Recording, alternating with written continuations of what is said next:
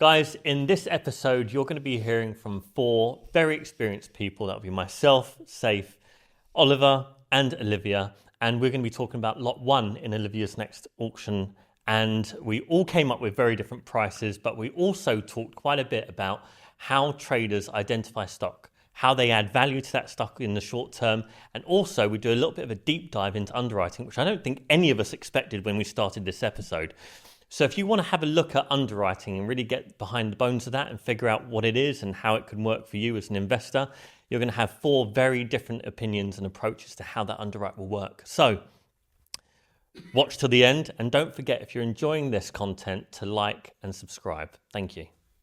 Welcome back to another episode of Property Auction Hunters. We are joined today by Jay Howard, myself, Olivia, and Oliver Adams as well. So welcome, guys. It's been a while since we had both of you back on the channel. We've had you back in different times. So today we have one of Olivia's properties. Lot 1, I should mention. It's Ditton Court, down in Plymouth, 3-bed, mid-terrace property.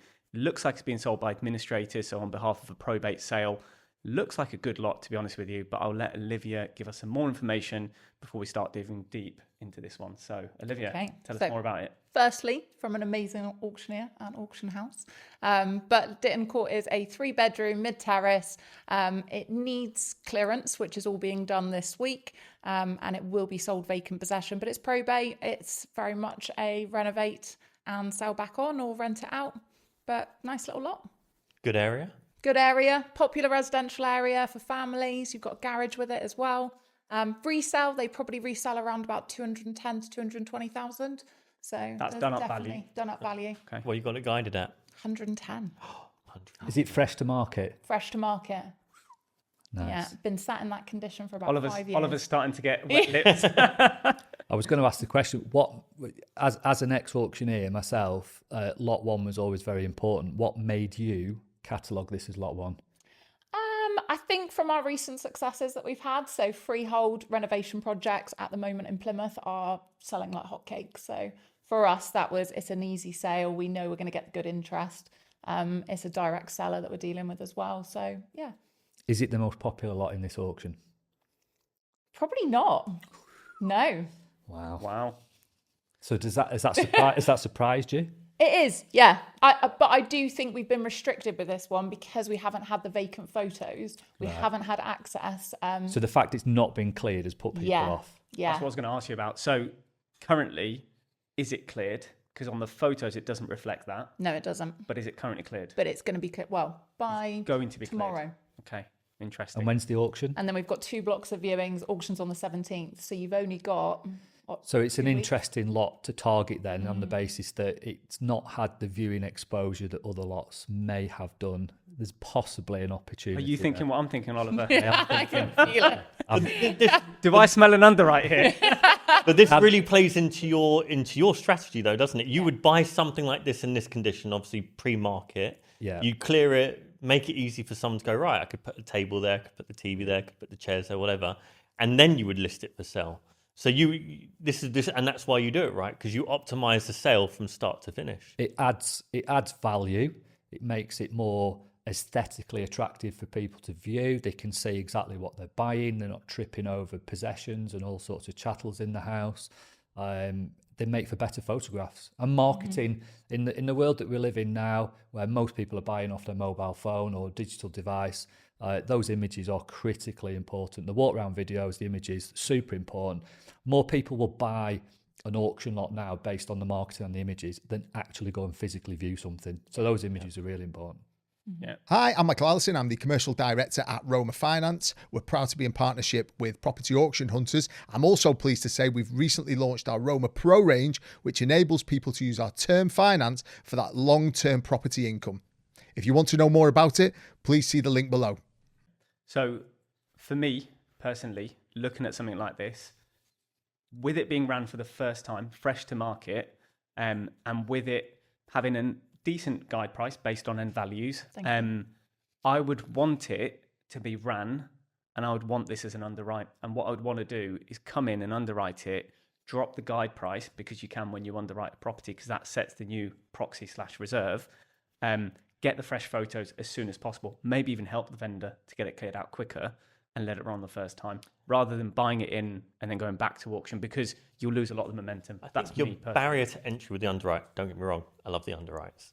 Your barrier to entry is it's a probate. Yeah. So the executors of that estate will have to be able to take the concept of an underwrite and sell that to the beneficiaries. Now, if the executors are the only beneficiaries and they're commercially minded or have some property experience, they may look at it and go, why not? Yeah. But if they are like a Tom, Dick and Harry that's never been in the property and they're just thinking, right, this is free money, and then the first thing you do when you're going through grief, it hits greed. There's nothing else. You're not grieving, you're greeding, right? So the moment they think someone else is going to take a share of their inheritance, all of a sudden they shut down.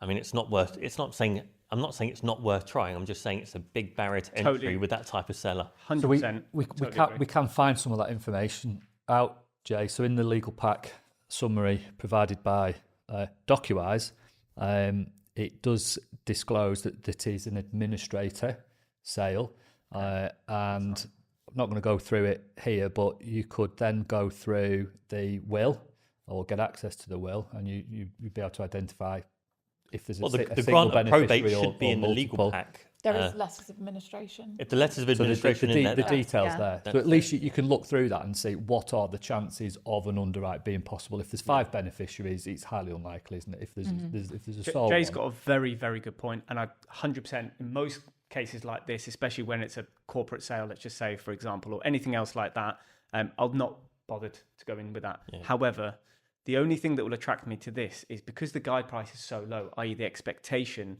is quite low. Yeah. Let's just say guide price 110, reserve at 120 for argument's sake. For me, what I would do is go in with an offer of say 150 for argument's sake, but then turn that offer into a potential underwrite. So if they go in with an offer to potentially see if they'll accept it, just test the water. And if they do, then you can maybe switch that offer into an underwrite. Well, I can guarantee you this. So I will buy it under any circumstance. I'll put the 10% down at 150,000. But if it sells for more, I'll make some, you'll make some. So that's the only way that you'll potentially get it done. But it's got to be at a significant level above the guide to do that. To try. Yeah. It's the only way underwrites really work. Everyone just thinks, you can underwrite something. They forget that the vendor has to agree to it. Yeah. The auctioneer has to be doing underwrites, understand it. Not every auctioneer does it. Not every auctioneer understands it. So you kind of need the perfect storm to make that work. But it all kind of starts with having the conversation. Mm-hmm. Do you do underwrites regularly at your auction? And if so, why? I wouldn't say regularly. Okay. No. But I think that is also education, especially in my area in the Southwest, where people aren't as used to auctions. Underwrites aren't as common. I'm a vendor. Don't know anything about underwrites. Don't know anything about auctions in general. How would you sell the underwrite to me? That's the question. I think, but it's the way you've just said it. So I think it's always going in with the offer first, seeing what the reaction is from the seller, if they're inclined to take it. I think I'm always going to look at it from an auctioneer's point of view. Yeah. I don't want to ever pull a lot from an auction if it's one of my most popular lots. So for me, if they are making the signs that they're going to accept it, and actually it's a win-win for both sides then, and the seller has the opportunity to get more at auction. So You do not want a lot one sold prior. no. 100%. And also, you've got the added responsibility of you're working on behalf of the Exactly. seller, right? Yeah. It's their best interest. It's what solves their problem. Yeah. It's what makes their lives better. So, yeah, it's all right. Well, watch out for emails for these two before you leave the building. But what do we think it's going to sell for? That's the interesting thing that I want to know. Oliver, 138. Jay. Okay, that means Oliver's putting in an underwrite at 125. Working backwards from there. No, I think it's got a solid 150 in it. I think it has good chances at 150. I'll let Olivia go last because it's not fair. I'll say 167. Ooh la la. Okay. Ooh la la. I'm I'm putting my underwrite up. going to go 158.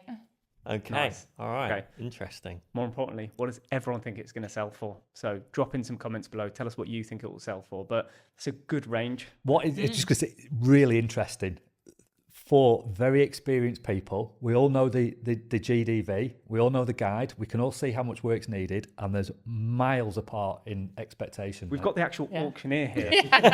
who knows the area like the back. She lives there, So either and she knows the whole area. 3 of us know nothing. Well, if I Someone get is it bang wrong. on the money, or we all know nothing. We're just total speculative chances. Yeah. Do you know what though? That is the beauty of auction. Yeah. You don't know No. what it's going to sell for, and that's why the trading world exists, because multiple people will play different things for different properties. or the Everyone same one. sees value in different ways and uplift in different ways. But yeah, and it's also pricing in risk. Yeah. You know, I'm at that price because I see risk at a different point to you, and so on and so on. As an auctioneer, who do you think is your end buyer for this? Do you think it's an owner-occupied? Do you think it's a developer that's going to flip? Do you think it's going to be an investor? And do you think it might be a trader that might buy it? I don't think it will be a trader, just because I think that the local demand for that type of property is quite high. So they'll pay too much They for will it. pay more for it. They'll outprice the Yeah, traders. 100%. I think you'll get more likely a smaller type developer who will want to do a quick turnaround and resell. It has got It will flip be written that. all over Yeah. it. Yeah.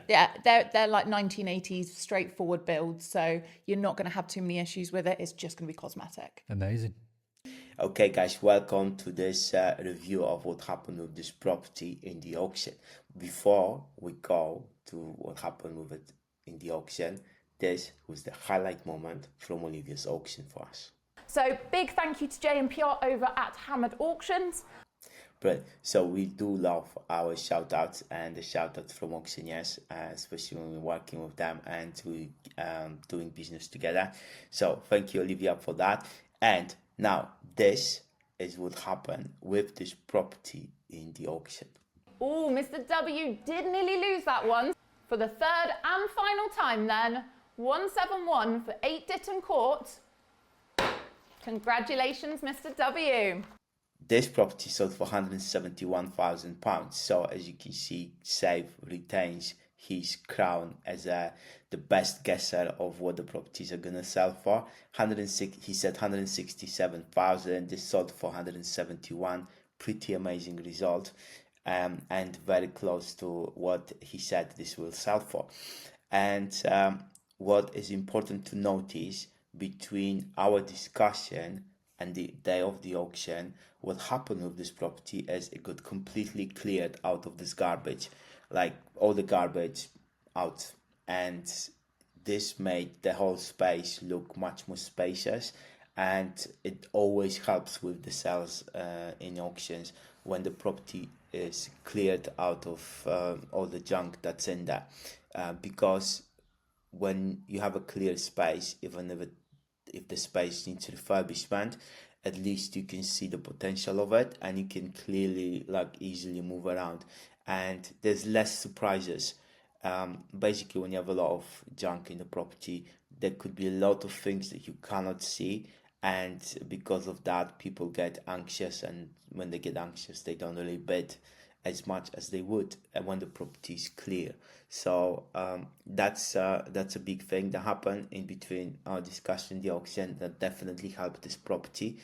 And this property sold for almost double the guide price. The last quote, the guide price was £90,000, and it sold for £171,000. So pretty good result. Lots of competition for it, and pretty amazing results. So it definitely was worth putting this at lot number 1. So well done, Olivia. Well done, the team and Auction House Southwest. And guys, tell us what you think about the result of this property. Tell us what would you pay for this, how would you play this whole thing, and make sure you subscribe to our channel and watch out for more videos like this when we review auction properties and discuss what happened with them. See you in the next episode.